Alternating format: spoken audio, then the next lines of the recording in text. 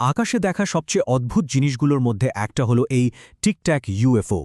এটা এমন এক ঘটনা যা আজও বড় বড় বিজ্ঞানীদের রীতিমতো হতবাক করে দেয়। আজকে আমরা মার্কিন নৌবাহিনীর সেই রহস্যময় অভিজ্ঞতার গভীরে যাব, যা আনআইডেন্টিফাইড এরিয়াল ফেনোমেনা বা ইউএপির আলোচনাকে বলা যায় চিরদিনের জন্য বদলে দিয়েছিল। সময়টা ২০০৪ সাল, জায়গাটা ক্যালিফোর্নিয়ার উপকূল। মার্কিন নৌবাহিনীর সবথেকে দক্ষ পাইলটরা এমন কিছুর মুখোমুখি হয়েছিলেন যা তাদের সব ট্রেনিং বা অভিজ্ঞতার বাইরে ছিল। তো প্রশ্নটা হলো, সেদিন তারা আসলে কি দেখেছিলেন? চলুন এই প্রশ্নের উত্তর খোঁজা যাক। এই কথাগুলো কিন্তু কোনো সাধারণ মানুষের না। এগুলো বলেছেন বিশ্বের অন্যতম সেরা যুদ্ধবিমানের পাইলটরা। তারা যা দেখেছিলেন তা পদার্থবিদ্যার সব পরিচিত নিয়মকে যেন ভেঙে দিচ্ছিল। একবার ভাবুন তো, এমন একটা যান যার কোনো ডানা নেই, ইঞ্জিন থেকে ধোঁয়া বেরোচ্ছে না, অথচ চোখের পলকে গতি বাড়িয়ে আবার থেমে যাচ্ছে। বস্তুটার আকৃতির জন্য এর নাম দেওয়া হয়েছিল টিকট্যাক। মানে একদিকে ছিলেন অত্যন্ত প্রশিক্ষিত পাইলট আর বিশ্বের সেরা প্রযুক্তি, আর অন্যদিকে ছিল এমন একটা বস্তু যা থাকাটাই যেন অসম্ভব। আর এখানেই কিন্তু রহস্যের শুরু। এই ঘটনার পর থেকেই মানুষের মধ্যে বিরাট একটা বিতর্ক শুরু হয়ে যায়। চলুন তাহলে প্রথমে দেখি যারা মনে করেন এর পেছনে খুব সাধারণ কোনো কারণ আছে, তাদের যুক্তিগুলো ঠিক কি কি।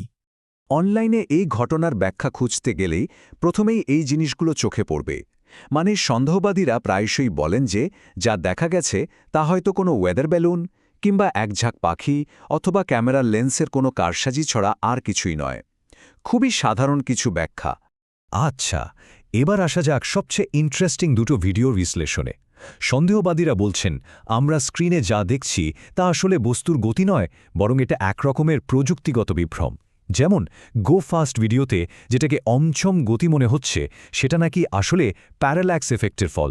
প্যারাল্যাক্স জিনিসটা আসলে কি? খুব সহজ করে বললে, ধরুন আপনি একটা চলন্ত গাড়ি থেকে বাইরে তাকাচ্ছেন, দেখবেন কাছের গাছপালাগুলো খুব দ্রুত সরে যাচ্ছে, কিন্তু দূরের পাহাড়টা প্রায় স্থির। সন্দেহবাদীদের মতে ভিডিওতে পাইলটের বিমানের গতির কারণেই হয়তো দূরের একটা ধীর গতির বস্তুও অনেক বেশি গতিশীল মনে হচ্ছিল। এই কথাটাতেই আসলে সন্দেহবাদীদের মূল যুক্তিটা লুকিয়ে আছে। তাদের কথা হলো, পাইলটরা বিমান চালনায় সেরা হতেই পারেন, কিন্তু তারা তো আর ক্যামেরা বা অপটিক্যাল সিস্টেমের ইঞ্জিনিয়ার নন। তাই এটা হতেই পারে যে তাদের চোখের সামনে যা ঘটেছে তা আসলে যন্ত্রপাতির কোনো জটিল মারপ্যাচ।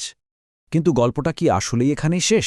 চলুন এবার সেই প্রমাণগুলোর দিকে তাকাই, যা এই সাধারণ ব্যাখ্যাগুলোকে রীতিমতো চ্যালেঞ্জ করে এবং আমাদের আবার সেই মূল রহস্যের দিকেই ফিরিয়ে নিয়ে যায়। কিন্তু ব্যাপারটা যদি এতই সহজ হতো, তাহলে একাধিক রাডার সিস্টেম, ইনফ্রারেড ক্যামেরা আর বেশ কয়েকজন পাইলট সবাই কি একই ভুল দেখল? এখানেই সাধারণ ব্যাখ্যাগুলো কেমন যেন দুর্বল হয়ে পড়ে। আর সবচেয়ে বড় যে রহস্যটা থেকে যায় তা হলো, এর কোনো তাপের উৎস ছিল না। আমাদের জানা যে কোনো ইঞ্জিনের জন্যই যা একেবারেই অসম্ভব। যখন সেরা প্রযুক্তি আর সেরা পাইলটদের দেওয়া তথ্য কোনো ব্যাখ্যা দিতে পারে না, তখন প্রশ্ন উঠতেই পারে, আমরা কি পরিচিত বিজ্ঞানের সীমানার বাইরের কিছু দেখছি? টিকট্যাকের গতি আর আচরণ এতটাই অদ্ভুত ছিল যে বিজ্ঞানীরাও এর ব্যাখ্যা খুঁজতে হিমশিম খাচ্ছেন। এর মধ্যে একটা চমকপ্রদ তথ্য হল ইলেকট্রোম্যাগনেটিক প্রপালশন। একটু কল্পনা করার চেষ্টা করুন, যানটা নিজের চারপাশে একটা প্লাজমার বর্ম তৈরি করছে, যা বাতাসের বাধাকে প্রায় শূন্য করে দেয়।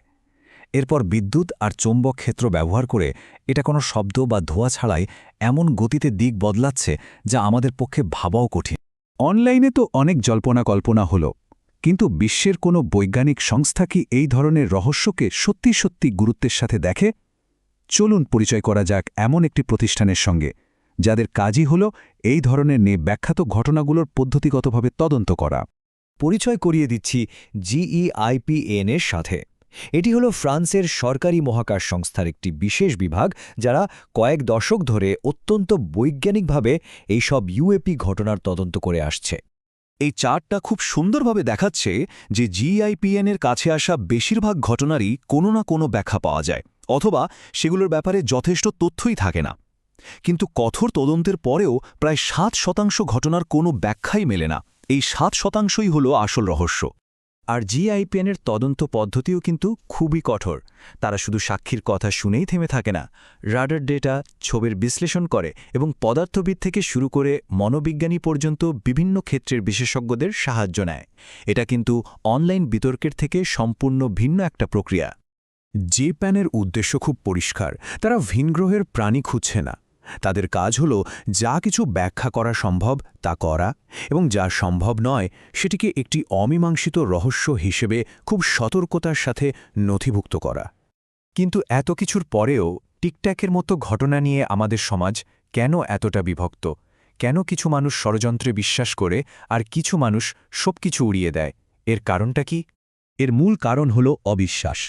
বছরের পর বছর ধরে সরকারি গোপনীয়তা আর ভুল তথ্যের কারণে মানুষের মনে এমন এক গভীর সংশয় তৈরি হয়েছে যে সত্যিটা সামনে এলেও সেটা বিশ্বাস করা খুব কঠিন হয়ে পড়ে।